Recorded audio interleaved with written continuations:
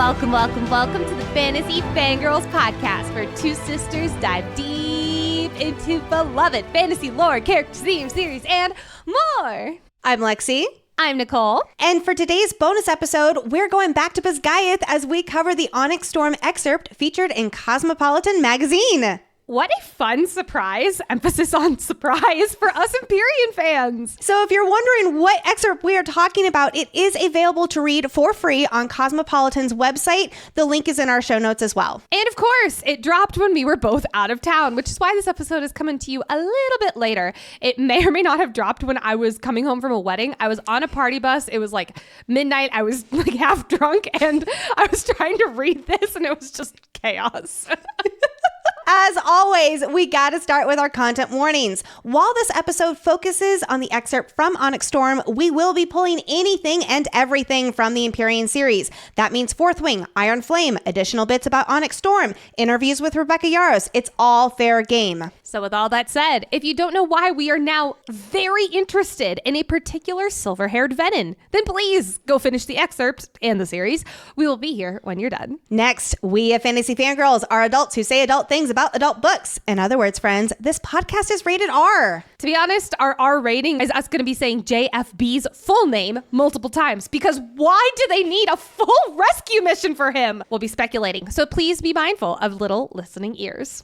Additionally, we are so excited to see you at upcoming live events. We'll be dancing the night away and discussing Empyrean theories at Swords and Shadows Masquerade next week on November 23rd in Highlands Ranch, Colorado. We cannot wait to ring in the new year at Fantastique Collection New Year's Eve drop party in Denver, Colorado. We are partnering with Barnes & Noble for the Onyx Storm Midnight Release Party on January 20th, 2025 in Glendale, Colorado. We have so much in store as podcast partners at Romantasy BookCon in Los Angeles on February 20th through 22nd and October 23rd through 25th, 2025 in Orlando, Florida. We will also be featured guests at Enchanticon in St. Louis, Missouri, August 15th through 17th in 2025. And last but not least, we will be back at the Dragon Gauntlet in Boyne City, Michigan, September 12th through 13th. Again, that's in 2025. Links to all of these many events and more information are in the show notes. Lastly, if you love Fantasy Fangirls and have been dying as you also wait for Onyx Storm to come out, if you want more content, more community, more events, and just more all around, please check out our Patreon. In the lead up to Onyx Storm, our hive mind of our Patreon Discord is working overtime,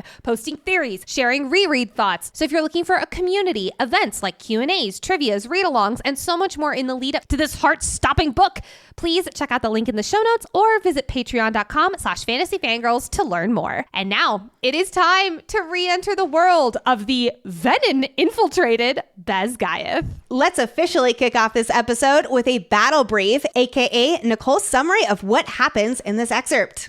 The Venin are in the walls. After leaving poor still healing Sawyer in the infirmary, Violet, Rhee, and Riddick run to stop the infiltrators, who looks like they've been having a yummy snack, draining a full hallway of now desiccated bodies. Ugh. Our trio is horrified, but continues their run down the eerily quiet hallway. All the while, Violet has a quick mind-to-mind convo with her dragons, Taryn reminding her that she does not have her conduit with her, and Andarna, true to fashion, is ready for blood and ready to breathe some fire on Venin scum. We may not eat our allies, but Venin are fair game. Our crew runs into a scribe. Uh-oh, not a scribe. That's a Venin! Violet quickly, like really quickly, kills said Venin with an alloy-hilted dagger. They're dressing as scribes now? Violet, Rhee, and Riddick go down to the torture chamber where a number of freshly fed dark wielders wait. Good times. And from the sound of it, they're trying to get a door open, which can only mean one thing. The Venin have come to save Jack fucking Barlo, because apparently people love saving this asshole. Walking into the antechamber, 3/4 of Second Squad takes stock of the situation. There are 4 dark wielders and 2 make that 1 guard. But one of the Venin, who has silver hair, sees Violet and disappears? What the fuck? The 3 remaining Venin engage in a fight with our crew, and Violet notices that one of the Venin moves unnaturally fast as he attempts to kill her, and we get the classic Venin, not that one, because they need Violet, assumably, to control Zaden. And now, just to really make sure we know that this is indeed Venin talking to Violet, they say that she is a long way from the sky, lightning wielder. At this point, this is the Venin version of secrets die with the people who keep them. But before we can get any more taunts, shadows explode in the room and pause for a quick caress of Violet's cheek. Zaddy is back, baby! Violet's eyes meet her man's gold-flecked onyx. Not a ring of Venin red to be seen. Oh, I'm so excited. All right, friends, it's time to tap into our signet powers and discuss this excerpt beat by beat and talk about all the theories. Let's start with where we think this excerpt is in the book, because it's safe to assume this is soon after the ending of Iron Flame and pretty early on in Onyx Storm. For one, Sawyer is still in the infirmary after his leg was chomped off by a wyvern. We know from Iron Flame's last chapter that Sawyer had surgery after the battle, so we can gather here that he is currently in recovery, feeling good enough to sit up and talk, but obviously can't fight. Yet, I'm convinced he'll have a metal leg, and it'll be really cool how he uses it with his metal-wielding signet. The infirmary was overflowing with injured and cots out in the hallway, which is another indicator that this is soon, but not right after the final battle. Everyone's, I'll say, a little settled in here. Secondly, we get clues about the weather in this excerpt. It's been snowing outside, and we know it had recently snowed on the winter solstice at Biscayeth, so yes, we still have snowy conditions. The third reason we think that this is early on in the book is because the writing feels very catch-uppy, indicating a typical early in the book chapter.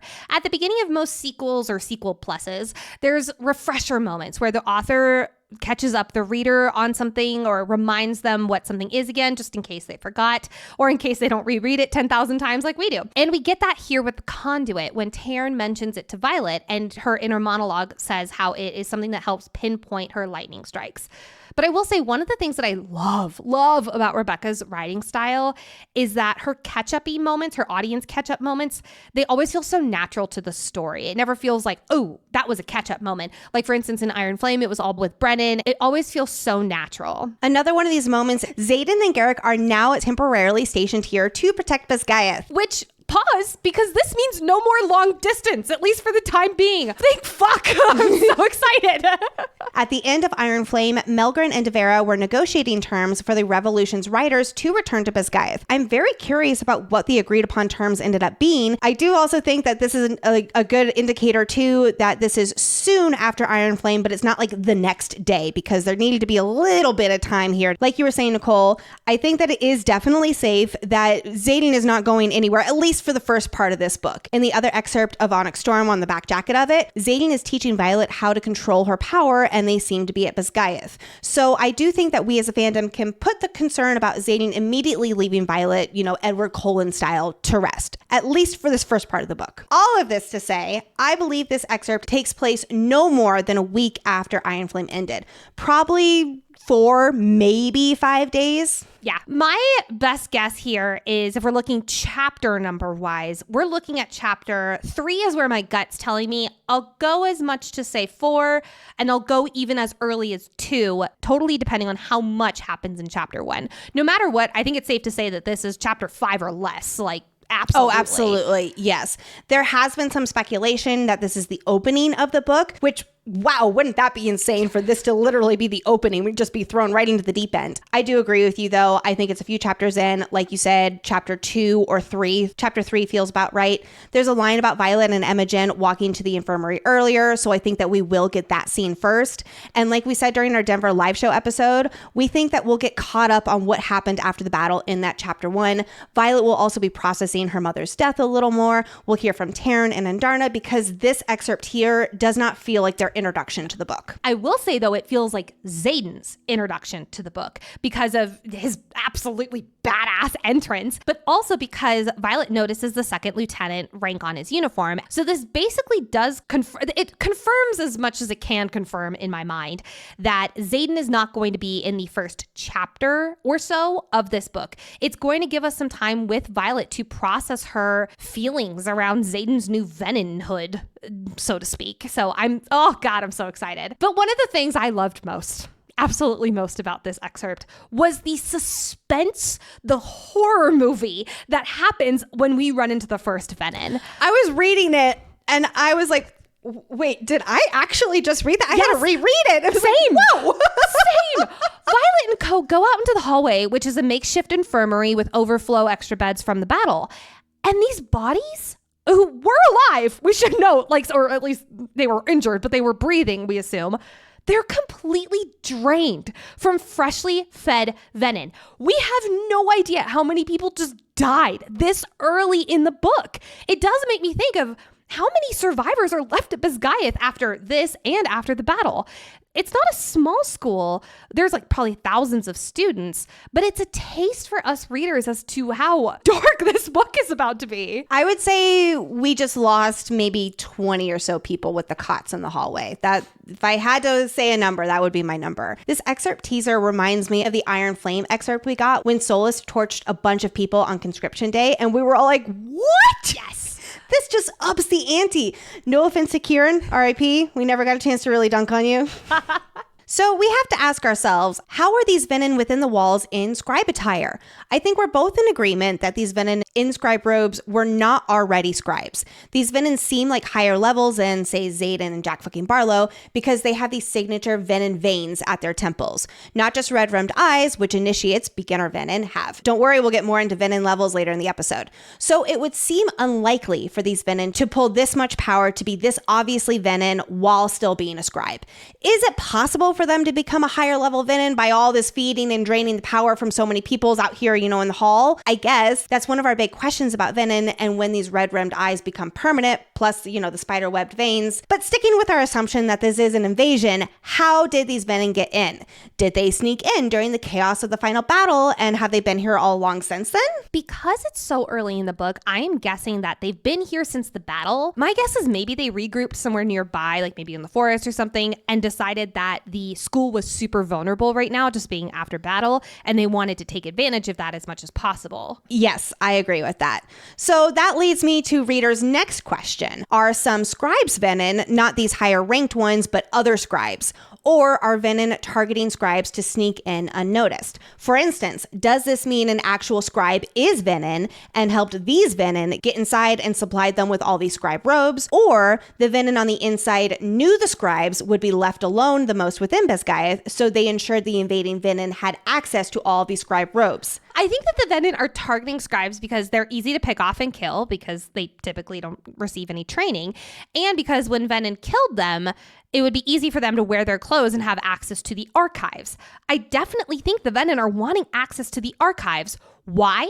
I still haven't figured that out yet, but my gut is saying that. I agree that the Venin are targeting scribes versus there being real scribes who are Venin. Scribes tend to keep their hoods up. They are easily overlooked and they're underestimated. Yeah. Their job is to blend in. So it makes absolute sense that the Venin would target scribes to get inside Bisgayeth. Chelsea on our Patreon had a great find though. In chapter 18 of Iron Flame, Zaden says, quote, "There's a reason we don't fuck around in the archives. That's the beating heart of the enemy." What foreshadowing that would be if they're actually, I'm not saying they're living in the archives, but I definitely think they're infiltrating the archives more than others. That would definitely be a whole new level of double meaning because I never blinked twice at that beating heart of the enemy. So I'm sorry, are you saying that Zaden would have known the enemy was Venin, or it's potentially just really good unbeknownst to him foreshadowing? The latter, for sure. I think that is like a Rebecca Yarros kind of foreshadowing. I don't think that they've gotten into the archives at all. Interesting. I think that's a fun theory. Okay, I do think that there's one thing we can agree on here, and that is that this is not the first time that Venin have snuck in as scribes, snuck into Bisgayeth, not the archives. Oh, are we not agreeing on that? I don't know. Convince me. Okay, I will. At Shanny_Library_4, one of our followers on Instagram, reached out to us with a passage from Iron Flame. In the hallway after Second Squad escapes from their first RSC interrogation, quote, "A scribe cadet walks by, but I can't see who it is with their hood up. That's odd." This is right before there is the pamphlets in Battle Brief that Devera planted that assumably a scribe helped her with. So I assumed on my reread that, this is the scribe who helped, Devera plant the Who says that a scribe helped her. Because Duvera would have had to work the printing press, and Violet assumes that she would have had a scribe with her working. So, well, then if anything, you're just proving my point that I definitely do think that is what we're supposed to think in Iron Flame, that the scribe cadet walking by is the scribe that helped Duvera put the pamphlets out about the blue dragonfire and yada yada. But I don't think that anymore on this reread, because I'm now like, oh my God, if the hood's up and Violet literally says that's odd, like that has to be an Easter egg. Well, okay, so taking this a step further, in that same passage, Violet goes on to think, quote, usually they're only in the quadrant for death roll or whenever Markham needs extra people. If we're talking about scribes and evilness, of course we have to bring up Markham. Some people believe this Venin infiltration means Markham is a Venin or is at least working with the Venin. I don't know if I'm convinced yet of that. I like the storytelling complexity that he's a different kind of villain. Like, for instance, when Sirius points out to Harry that people aren't divided into good guys and Death Eaters, the same can apply here. It's not divided into good guys and Venin. And I do think that we as a fandom have to keep that in mind when we are trying to figure out who is a Venin. With all of that said, though, I'm also not convinced Markham isn't connected to the Venin. I definitely don't think he is one, but he's on our working for the Venin suspect list. Wouldn't it be such poetic justice if he has spent most of his entire career working to hide this secret about the Venin, and Venin are fucking coming in as scribes into Basgaeth and trying to overthrow the government from the inside under Markham's nose? That would be delicious. I'm leaning more and more toward that Markham is not aware of this, that he is not helping the Venin with this because he's his own kind of villain. I don't know if the Venin have really been coming in and doing this kind of thing previously, like maybe just like spying and things like that. And that's what Jack meant when he said like we're already within the walls. But remember how scribes don't have access to a lot of other places. Like they're not even supposed to be in the writer's quadrant and things like that. Like, but they are. They're not supposed to be, but they are. I'm convinced. I did not know that we all agreed that scribes had already been in here. I don't know if I put myself in that category. I am so sorry. I thought I knew your mind better than that. Well, this brings me to what this passage right here absolutely confirmed for me. And that is, you know that scribe in Iron Flame who's always freaking asleep, Nasia, who's supposed to be guarding the entrance to the archives and is always asleep? There's a running theme where in Iron Flame, whenever he is on watch, he is asleep. And even just City is like, yeah, fucking Nasia over here. I am convinced that he's been getting some kind of knockout potion, or heck, maybe even that someone's signet is to pretend like someone's asleep, which what a signet. And that's how Venin have been able to sneak in and out of the archives. Now, is that just because they want the information that's in the archives, or is it because they're going to meet with Markham? I don't think so. Or is it because they're going to kill in there or going to get robes so that they can go to the rest of Basgaeth? I don't know. But I am convinced that Nasia is a victim of this. I think Nasia could be a victim too. I don't think that the archives are the Venin's main target, though. I don't think you keep saying that they're going to the archives. But they're going to the archives to get robes, or like or maybe they're getting. That's not where the robes are kept. No. Remember how at night too everything is sealed off. I don't think that they're targeting the archives because they are so power hungry.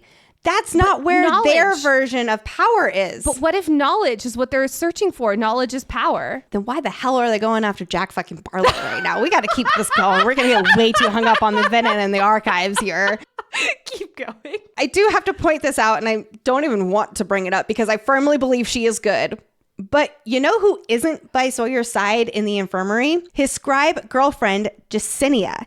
This excerpt reinforces some people's belief that she's actually bad and can't be trusted, and that she's connected to this Venin invasion. How dare no! I am just speaking for what the people are saying.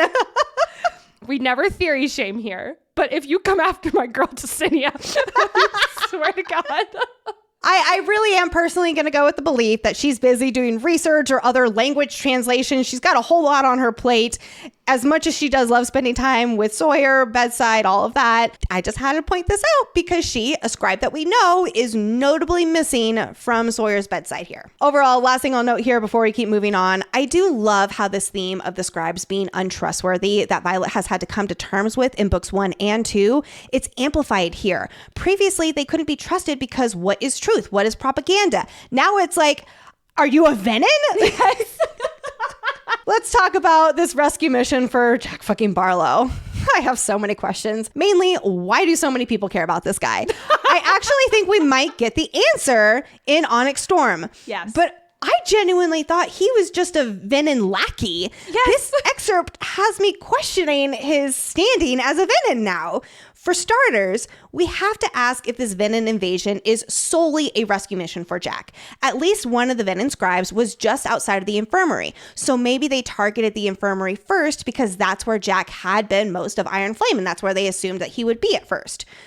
But seriously though, all of my personal vendetta aside, why go through all of this to rescue Jack? Especially because it seems like there's way higher level Venin here to get him. My best guess here is that they like how unhinged and crazy Jack fucking Barlo is. And they're almost like, you're one of us. One of us. My money, however, is still on him getting killed by one of his own because they just can't take him anymore. Now, we also have to... No, I think Violet's going to finally kill him. She's going to have to triple check, though. I do think that they're here because he was a huge part of the battle. He got the ward stone down. Obviously, he killed his own dragon to do it. So my guess is that they see his potential, maybe. But I agree. I thought he was just kind of puppet, a Navarre food afterwards. I didn't think they would give a fuck about him. And here they are. A sage is here to come get him, which is insane, which we'll get more into in a second. But that's crazy. So maybe they do want to ensure he won't spill their secrets since their Basgiath takeover did not go according to plan. Remember, they did not anticipate that everybody would get the wards back up and then they would lose that battle. And so now they're having to cover their own tracks by getting him out of there because he knows too much information.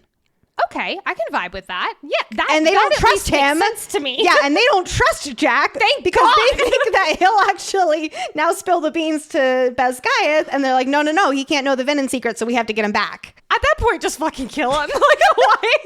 Why is he breathing? You know what? We don't know if they were not going to do that. Maybe they were going to open up the door and just kill him. Which, by the way, by the end of this, Jack is still just on the other side of his door.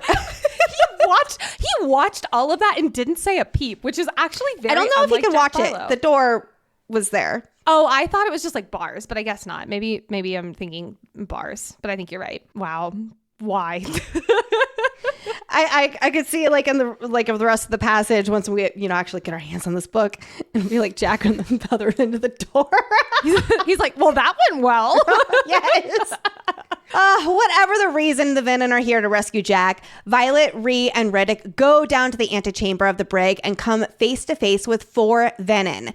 2 of these Venin are described as wearing scribe robes, trying to yank at the unmoving door handle to Jack's cell. One of these 2 Venin has black hair and will learn very soon that he's super duper fast, and the other has a sword. Then there is a female with short blonde hair and a ruby-hilted sword who just killed the 2nd lieutenant on guard. And we have a 4th Venin who has a hood, so I'm assuming is also in scribe robes, with a long silver braid standing at the edge of the shadows. Now, before we get into the silver-haired Venin, because I know that's what you were all waiting for, I'm curious why there is a corpse here wearing cream, aka was a scribe down here in the antechamber. What was a scribe doing down here? It wasn't one of the guards. We know that. I'm assuming that the Venin pretending to be the scribes forced this scribe to show them where Jack was being held. I'm not sure why a scribe would know that though, but just something to point out. But back to these Venin. It is so pointed that there is so much emphasis on these Venin's hair color. We have blonde, we have dark hair, and we have the silver-haired dark wielder who escaped. We gotta talk about her first because we're just gonna break this down. She's got silver hair. She's got a fading tattoo on her forehead. She's standing at the shadows. She looks at Violet, smirks, and then disappears. We're breaking this down every single morsel, every single line. So let's start with her hair. I know there's a lot of theories around this, but I wonder if the lack of color in her hair shows how much she's drained from the source. So this is another indicator that makes her a higher rank and a more powerful Venin than the Asem Venin with other hair color we've seen so far. Interesting. I wondered if it maybe meant she herself was partly drained, obviously not fully drained, and then she turned Venin. If she is a sage, which is our best guess, which actually I want to talk about that real quick because her red veins are described as going all the way out to her temples. From Venin, a compendium epigraph in Iron Flame, we know that, quote, sages, those responsible for initiates, eyes are permanently red. Their veins perpetually distend toward their temples, expanding with age. So yes, I think it's pretty firm that this is a Venin sage, which I think that this is maybe our first female Venin sage that we've seen. I think so. I will point out that all of the Venin we have seen so far in Excerpt here have red veins distending toward their temples.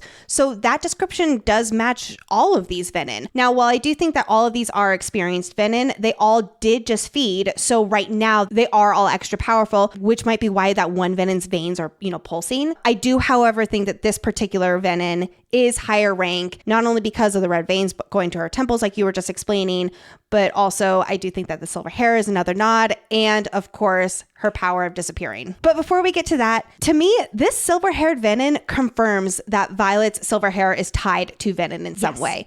Right after this silver-haired Venin disappears, there is a description of Violet's, quote, loosened strand of my braid. It's directly calling attention to her own braided, partially silver hair in literally the next line. Violet's bottom half of her hair is silver, and Rebecca Yarros has said in an interview that we will learn why. I think she said we'll learn at some point in the series, so there is no definitive that we will learn in Onyx Storm.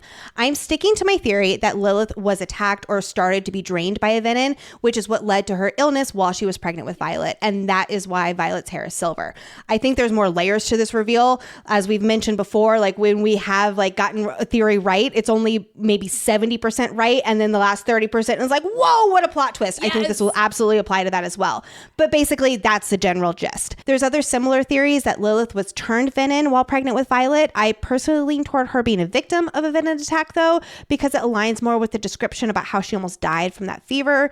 But I totally see how people also think that her mother was a Venin too. We've only seen a few people with silver hair before. We have Violet, obviously. Felix has a thick silver beard, and Suri has a streak of silver in her hair. There's also a healer that's mentioned having silver eyebrows, but it's also paired with their face being wrinkled. So I'm assuming that's more to describe their age. If this Venin has silver hair, though, and it's because she drained a lot, or it's because she's a higher level Venin, what does that mean for Violet, Suri, and maybe Felix, but I'm leaning more towards Violet and Suri. I think Felix is also more of a telling of his age thing. Now, there have been a few theories that are being floated around the internet, so I'm just going to pull some rapid fire ones that I saw. People are wondering now if Violet maybe pulled from the source when she was super young. I don't think so, because we would have gotten some kind of, I feel the need, or I feel because Rebecca has mentioned it is very similar to an addiction, and we would have had some kind of internal conflict with Violet around that. Or people wonder if Lilith did pull from the source when she was pregnant and then just never pulled again. There is that line about her eyes being red, but she was really tired. She was coming back from work one day. So I don't think it's that. I'm in full agreement with you. I think that Lilith, while pregnant with Violet, was a victim of some kind of Venin attack or Venin draining, and that's why Violet's hair is silver. But this absolutely confirms that they're connected somehow. Now, here's my big question out of this silver hair, though. Do you think we're going to learn about Violet's silver hair secret mystery in Onyx Storm? Because I think I'm leaning yes. I don't know if I would have said yes before this excerpt. Same. With the silver-haired Venin, that feels like such a big foreshadowing moment where it's going to come up in some way. It's going to tie into Violet in some way. So now I do think yes. There's also so much else in Onyx Storm that we're going to be getting. But hey, remember, we also thought that about Iron Flame. We thought that certain things were going to happen in books 3 and 4, and it all happened in Iron Flame. So I think that we have already underestimated how fast-paced this series is. And so I'm not going to do that again to ourselves. So yes, I do think that we will find out, or at least we will get a few more clues, but not the whole story. Yes, I agree. I think that one of the big, I think there's going to be a little nod to it in Papa Sorrengail's research. Oh my God. You say Papa Sorrengail's research and just chill. I had to bring it up in this excerpt somehow. Next, we gotta talk about this faded tattoo on her forehead. At first, I was thinking it was a rune, much like Brennan's rune on his hand that's kind of scar-like, but that was described as rune shape scar specifically. And that was long before Violet even knew what runes were. And someone in our Discord made a really good point on how Violet is now very familiar with runes and would probably notice this tattoo as a rune right away. So if it is a true tattoo, there are multiple mentions of tattoos in the series. Riddick's tattoo, which he got in between first and second year, and Brennan in Iron Flame says, quote, "The general's loyalties are so crystal fucking clear that she might as well tattoo, yes, there are Venin, now go back to class, on her forehead." There's 2 mentions of forehead tattoos. This could be a total coincidence. Maybe Rebecca Yarros just was thinking about foreheads for reasons, but Rebecca Yarros maybe just watched some Game of Thrones season 5. Honestly, that's all I can think of here. Yeah, same. But I do think it's faded because of age. Like when I hear fade, yes, absolutely. At Megan Deline Brock on Instagram mentioned how the faded tattoo might even be an old dragon relic, and it's faded because the silver-haired Venin is no longer capable of channeling power, no longer connected to a dragon. Maybe it's what Jack fucking Barlow's relic looks like now, or what it's going to look like now that he's killed his dragon. I could totally see this. I do slightly giggle the idea of like, yes, I'm a dragon rider. I finally got my dragon. I'm going to get my relic. Damn it, it's on my forehead. That would be a very interesting place to have a dragon relic. Right? Yes. It's like getting it on your ass or something by accident. I feel like they're not all on the backs because some are on the forearms and stuff like that. Yeah. I'm thinking we will see the same symbol again in maybe some of the research that Violet will uncover to help readers and Violet understand what it means. Like she'll be going through something and then it's like, oh my gosh, I recognize that symbol. It was the tattoo on her forehead. It might be a stretch, but I wonder if the silver-haired Venin is one of the OG Venin from the Great War, like how we think General Daremore is the General Venin. And the faded tattoo is somehow tied to the war and the history. I could see that for sure. And then that dates her to be as old as the other. Yeah. Which we do believe that is him. I will be getting to that in a moment. And last but not least, homegirl, silver-haired Venin, just poof, disappears, goes bye-bye into the ether. Toodaloo. Alakazam. We may have seen this at Ressin when Liam said, quote, "1 second the plane was clear and the next they were just there walking toward the gates." Again, that's not an actual confirmation, but it does seem like we have seen some version of this. I'm not entirely sure how to interpret it because I don't get the impression all Venin can disappear and reappear like that. I'm actually positive that's not the case. Perhaps it's because the general sage, not a sage Venin, was with them and able to group apparate at Ressin. Oh. No matter what, while this may not be the first time, big question mark next to that, may not be the first time we've seen this power from Venin, it is the first time we've seen it up close firsthand and of someone who doesn't seem to hold as much power as the general with that giant staff. Which poses the question, does this mean the silver-haired Venin in this excerpt is a distance wielder, or is this a Venin ability if they're powerful enough? I go back and forth, but I think I'm going to lean towards these 2 Venin being distance wielders. Oh, I lean toward the other way. Oh, I love it when we disagree.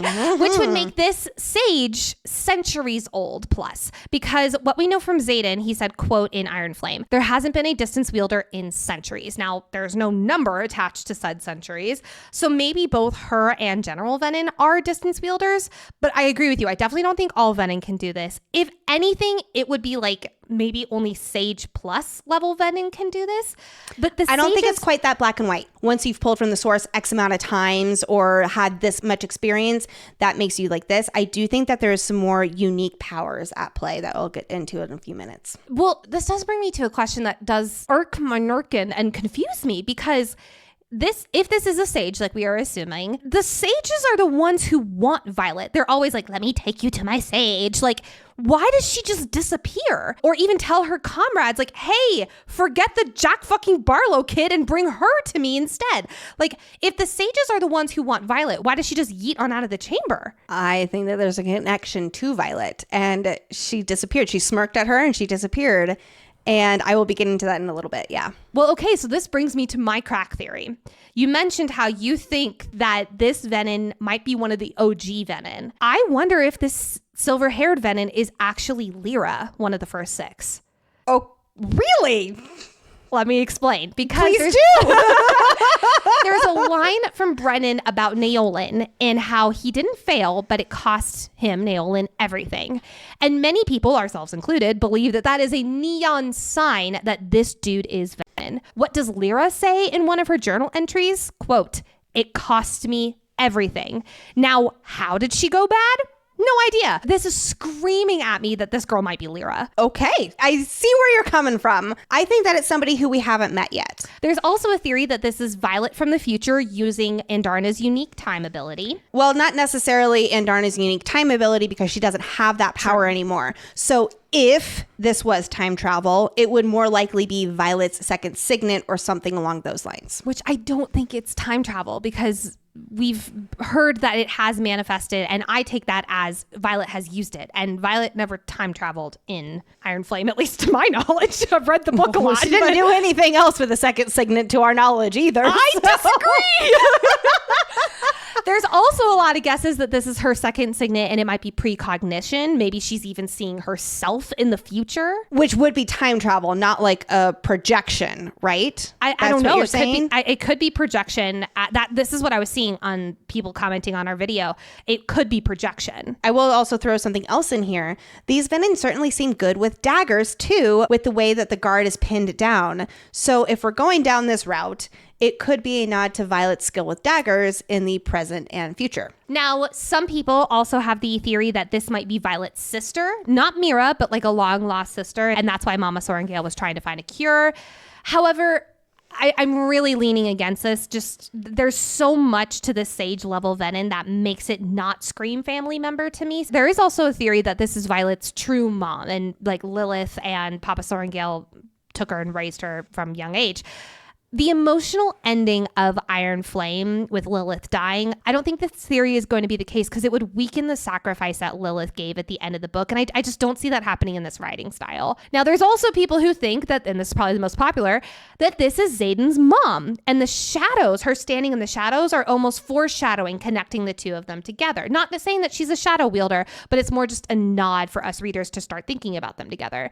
And then she disappears because she knows that Zaden will be on his way soon. Ooh. While I am not on the Zaden's mom as a Venin train, I would pick this speculation over it being Violet coming face to face with her future self. Agreed. And the reason I can't get behind the time travel is because I'm convinced that we got the time manipulation already in the first book. Yeah. To be able to freeze time for a few seconds was a big deal. Time travel brings a whole new kind of magic into this fantasy world, which I don't feel like we've been primed for at all. Yes, we did get Andarna, but again, that was considered a huge deal for just those few seconds of being able to stop time. And this world certainly does have crazy unique magic, but it all feels relatively tangible. Yeah. Take learning about the power of runes and Iron Flame, for example. I think time travel is just too big of a magical jump and wouldn't fit within the storytelling. I could be wrong, but that's just the vibes that I get from this series here. I'm really curious why the silver-haired Venin smirks at Violet and then disappears. The others stay to fight, so I don't think that they have the same ability, but if they are on this mission to get Jack, she dipped out pretty quickly. Especially when they now have the opportunity to also get Violet too. So I will say this, as much as we're hung up on why they need to get Jack out, I'm not sure it's supposed to be a try or die situation. It's more of like a go try to get him out, and if it doesn't work out, then peace out. Then it's fine. Then at least you got out of feeding frenzy buffet. I definitely do think that she disappeared because Violet arrived, adding to the mystery of who this silver-haired Venin is and what is her connection to Violet. Again, I'm leaning toward it not being someone we already know about, although it being Zaden's mom is really cool. It would be really think cool. that she's older than that though. And I personally think that Zaden's mom is actually very loyal to Navarre, but that's a whole other tangent that I could go on. And this is a new Venin player in Onyx Storm. Remember everybody, we got to be introduced to new characters. I think this is a new character.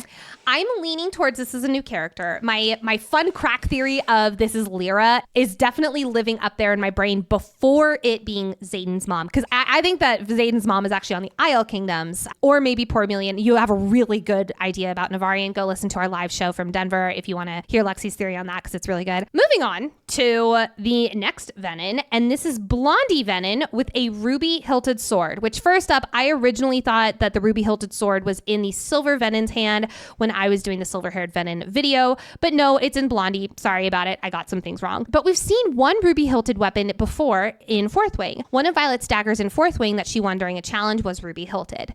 But Gem Watch is back, baby! Gems keep coming up in this world, like the giant emerald ring that Suri with the silver streak in her hair, who I think is super sus, she has it on her hand. And I can't stop thinking about that line in chapter 2 of Fourth Wing about the crystalline gems that amplify minor magics. I 1000% think that these small gem mentions are those exact gems of Poor Emil, the crystalline gems that amplify minor magics, which means that maybe Violet had one.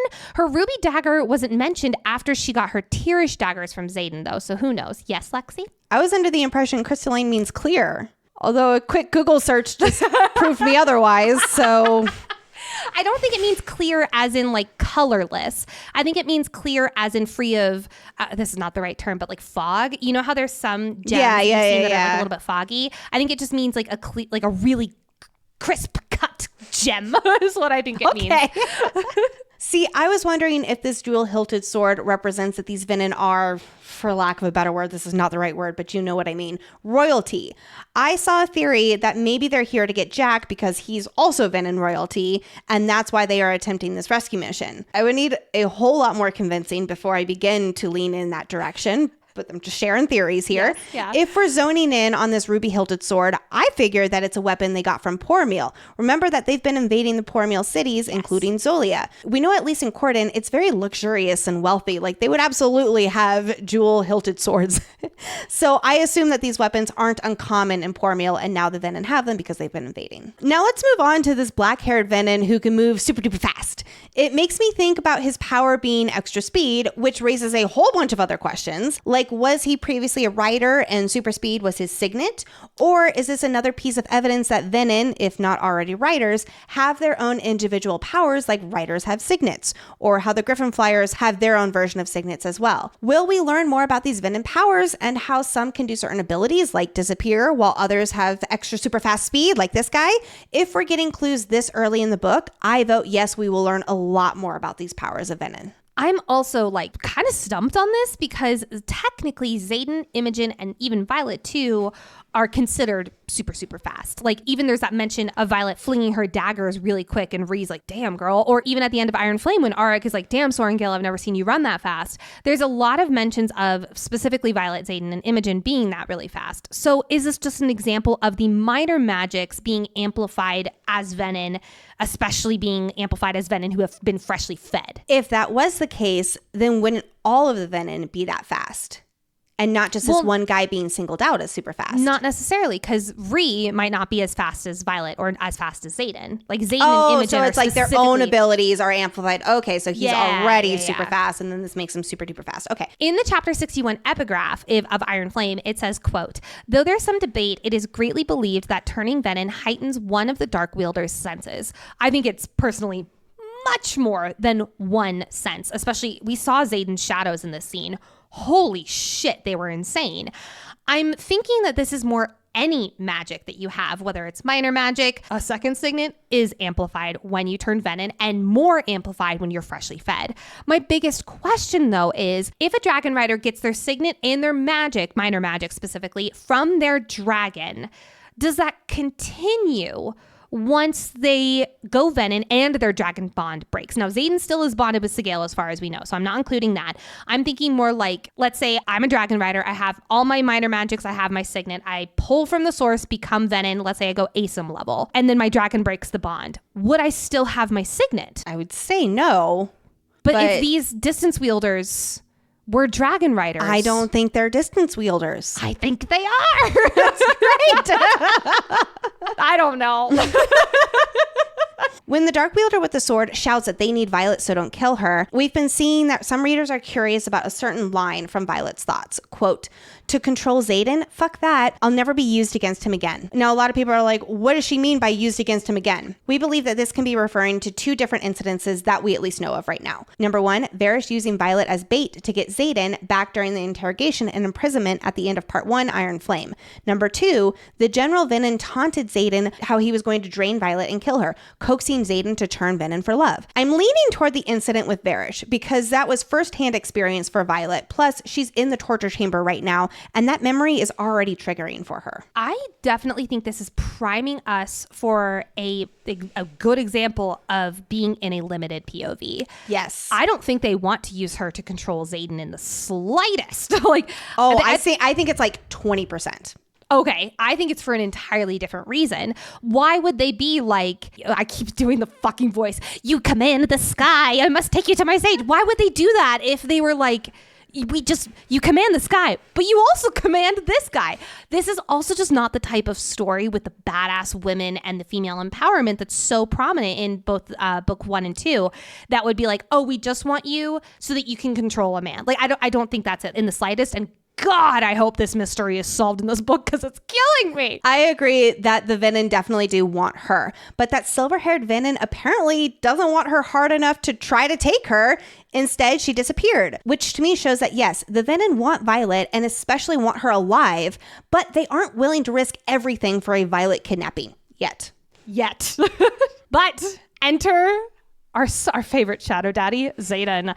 Earlier, Violet tried to reach out to Zaden with their connection, their mind-to-mind connection, but his shields are up and impenetrable, which pause this right now, because in Iron Flame, Zaden says, quote, "The day you can successfully block me out all the way is the day I'm dead. We're both dead. I can't block you out entirely either." So I'm assuming that this is a new development. Maybe his shields are stronger now that he's Venin. Again, another example of the amplified magic, not just one sense, all magic that you have, because at the end of Iron Flame, this is after Zaden pulls from the source and major air quotes kills the general.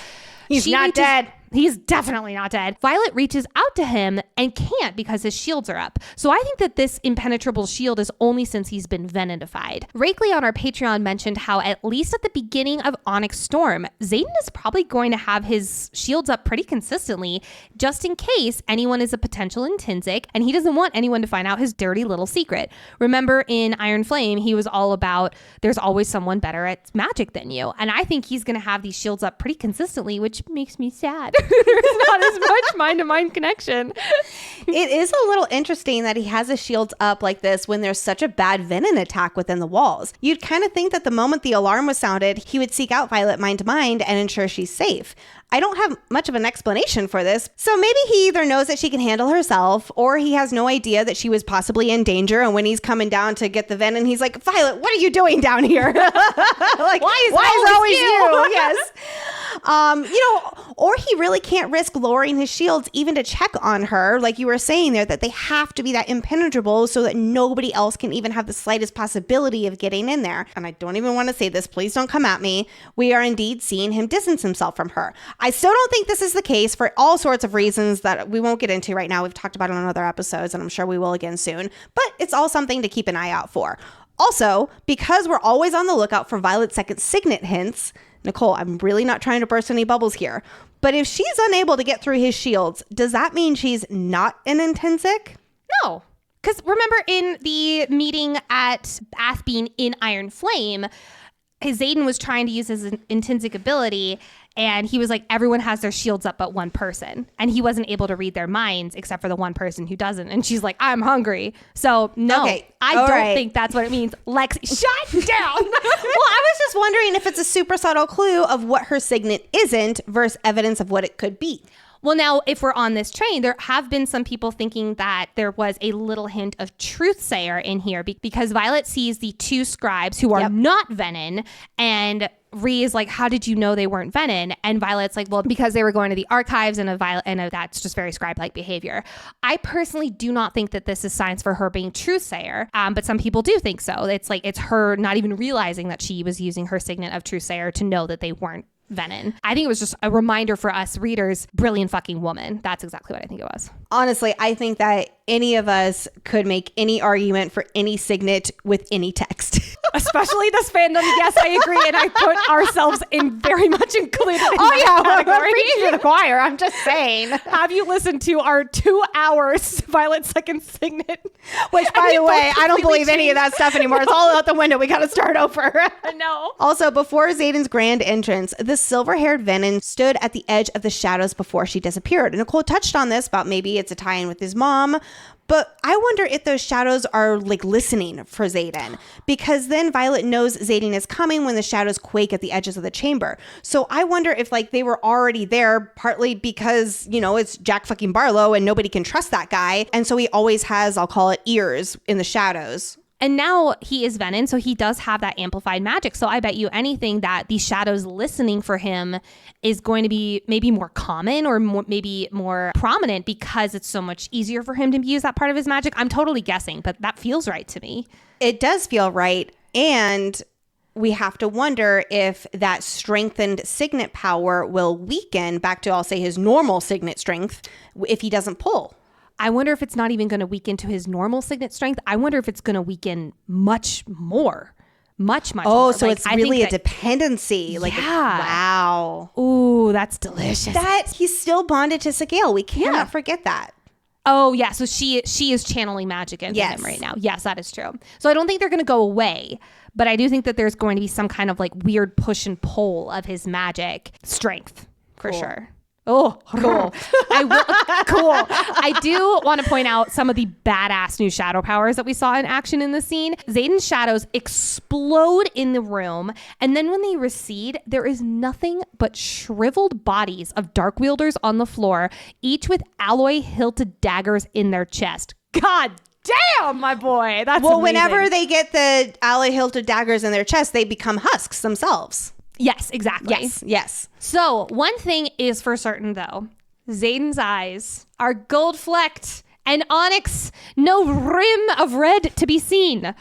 But we need to be very clear, and even Rebecca Yarros has cleared this up in social media comments. He is not cured. Let me say that one more time. He is not cured. Going back to the Venin compendium, remember, initiates, which is the lowest level Venin and the level that Zaden is, as even Violet notes in the scene, initiates have reddish rings around their eyes that come and go depending on how often they drain. However, this does give us a huge clue. A, Zaden has not drained recently. I mean, it's probably been like, 3-4 days, but yay. Good job, my guy. Hey, we got to celebrate every day, okay? And 2, we know that Zaden is using his shadows, which we can assume means he has not used the Venin serum, which stops your signet, as we saw with Violet and Co. in RSC last year. I don't think he'll use it until he has to leave the wards. I'm still convinced of my theory that he will sacrifice his powers if and when he has to go beyond the wards. I don't think he's going to. I think he's going to try to do mind over matter, and I don't think that's going to end up very well, because it looks right now like he is abstaining from using any kind of serum or protectant or anything like that, and he is doing the mind over matter trick. But my guy, you have to drain at least a few times, because I've got a bet to win. I think he's going to think he's going to drain twice. I think he's going to drain more than twice. I know you do. We're also finally inside Violet's POV with her knowing Zaden is Venin. Remember at the end of Iron Flame, her POV chapters ended with her seeing that his eyes were red rimmed. And then boom, it goes to Zaden's POV. So this is the first time that it's like, Violet, what do you think about this? And to nobody's surprise, she still loves him. I'm definitely not surprised. In her inner monologue, she says, "Gods, I love this man." So she doesn't seem angry or resentful. If anything, it's relieved isn't the right word, because she's not relieved that he's Venin. It's more relieved that A, his eyes are clear, and that he's alive, obviously. Yeah, well, and while she's mindful about whether he's pulled from the source, she knows that he is nothing like these evil Venin. And that was mostly our guess going into this, that she wasn't going to be extremely angry with him, that there was going to be a little bit more relief that he's alive. Maybe she is a little bit frustrated that he went to such lengths to stay alive, but she'd rather him be a tiny bit Venin than dead. Now, if this is the first scene that we get with Zaden, it does mean that we have not gotten a moment with her and him alone having this conversation of like, what happened? Like talk me through this. Well, there's a whole book to get through. Exactly. And I'm going to be honest, I don't know if we're going to get that scene to the level of drama that I think a lot of us thought it was going to be at the end of Iron Flame. I'm really leaning towards what you said at the live show, Lex, and that is that I don't think this is going to be as big of a relationship wedge as we assume. Now, don't get me wrong. It's going to create tension. It's going to create conflict. But I don't think it's going to be them fighting against each other. It's going to be more them fighting together against this Venin hood. You know what I mean? Absolutely. And that'll be the big difference between Iron Flame and Onyx Storm, where Iron Flame, they really were having issues with communication and they were kind of like butting heads a lot, even though they both wanted to be on the same page. And in this case, they both are on the same page. They've overcome those issues, and now it's both of them getting through this obstacle together. Now, I am going to be curious, though, when he does pull again. Is she going to be like, it's okay, honey? I don't think so. It's Violet. She's much more headstrong than that. So I do think that there's going to be tension against them in that way, but it's not going to be like you were saying with the miscommunication that was Iron Flame, because I don't think Rebecca would do a whole other book with that. Now, I will say some readers are feeling that Zaden is a little bit cold toward Violet and how he's talking to her. I personally think it's more him not willing to show signs of worry that she was just in this very dangerous situation. I looked it up, and Zaden hasn't called her violence on the page since she learned about his second signet. So perhaps this is his way of brushing off and rechanneling his fear that she just could have died by making light of the situation and bringing in her nickname again. And yes, it does always seem to be her who gets involved in these situations because she is always the first to run in to protect, and she's a lightning wielder, and the Venin want her. And I'll also say, writing wise, this is a pretty badass entrance. And him being like, tell me something, Violence. Why is it always you? Like, that is such a good, oh, yes, exactly. And so I think that that's more just like, not saying it's to the writing style, because it is still in Zaden's character, but it is like a really badass first line as you enter a battle scene, basically. Yes. Bringing back the other excerpt from the back jacket of Onyx Storm, where Zaden is helping Violet refine her powers. He also says she's the only one capable of killing him, which I don't believe he's referring to her being a lightning wielder and him being Venin. I think that this ties back to the Iron Flame quote you said, Nicole, where when they can block each other out entirely is when they're both dead. I have no idea what all of this means, but I can't wait to talk more about it as we continue with our Empyrean theories and lead up to Onyx Storm. Let's close out this excerpt with some quick thoughts and other rapid fire speculation. Rapid fire for us, at least. So Indarna mentions roasting the dead Venin for fun, and here I am again to talk about her dragonfire being different than the other dragon breeds.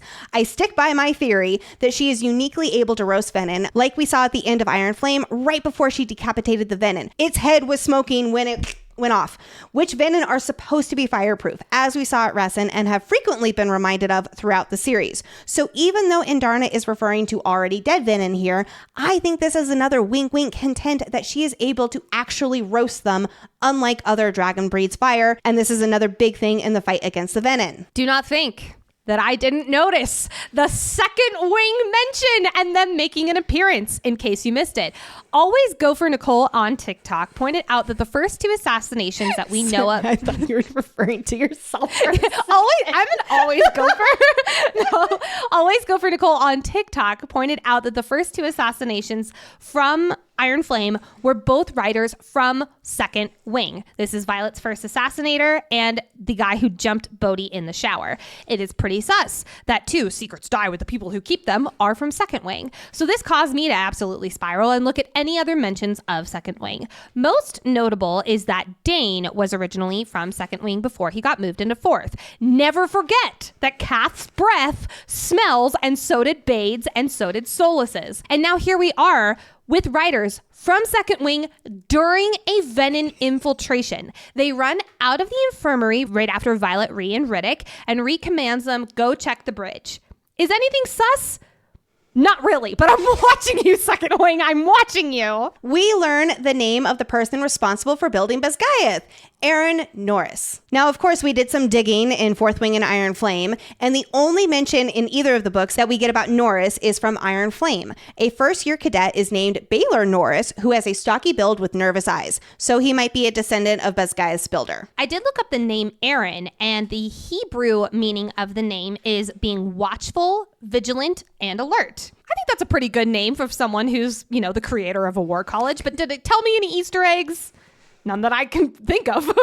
Well, so let's go over the little we know about how Basgiath was built. We know that the college was built on Tirish runes, and the wards of Navarre were woven by the first six at what is now Basgiath War College. Violet also mentions that the first six founded Basgiath. I don't think all of this means that Aaron Norris was one of the first six. I'm assuming he was more so the architect versus the founder. But this does make me wonder about his rune weaving ability and how masterful it was if Basgiath was built on them and all of these wards. We also do know that runes were allowed back then. It was only several hundred years ago, not 600 years ago, that they were no longer allowed. Right after Violet sends this silent thanks to Aaron Norris for building Basgiath with stone stairs instead of wooden, we get a potentially intriguing line from Taryn. Quote, "Pay attention to the present, not the past." There's some speculation that this indirectly refers to Violet's second signet and how her power might tie into her Mind of a Scribe. Or it's time-traveling foreshadowing that the silver-haired Venin is her from the future, which we already discussed. I read it as Taryn being like, nope, no thinking about how Basgiath was built right now. Time to focus on the Venin you're about to come upon. It's a little out of the flow with the rest of the scene, which is why I do give it some pause and why I know other readers have as well. But it's also Taryn who likes to lecture. This is also classic Coach Taryn coming in with the, hey, direct your thoughts right now. So it actually didn't give me pause. It felt very in character for Taryn to do that. Now, last but not least, there is this small thing that I just love. Yet again, Garrick comes in behind Zaden as he just killed basically every person in the torture chamber. And he's like, bro, you left me no one again? And again, no sign of a signet. What is your signet, Garrick? I'm sticking to my theory. How many times have I said that this episode? That it has something to do with directions, like he's a human compass or a beacon or something like that. At the Columbus interview, when asked which character Rebecca Yarros would want to be stranded on a desert island with, she answered Garrick, and we don't know why yet, which makes me believe she's referring to his signet power. I thought she just meant he's a good hang, but yeah, that would make sense too. All right, friends, thank you so much for joining us for this bonus episode about the Onyx Storm excerpt. We appreciate your patience that it took a little bit longer to get it out for you. We love you so much, and thank you. Thank you, as always, to our executive producer, aka our sanity manager, Hayden, who is literally editing this episode as we speak right now. If you want lots more Fantasy Fangirls content, including about the Empyrean and ACOTAR, which we're currently deep diving, give us a follow at Fantasy Fangirls Pod on TikTok and Instagram. And last but not least, do not forget to share this with your fellow Empyrean friends. If you, like me, were kicking your legs up in the air, maybe not half drunk on a party bus, but when Zaden walked in, you were like, go ahead and share it with them, because I bet you anything we all feel similarly. All right. Thank you all so much. We will see you next time. Bye.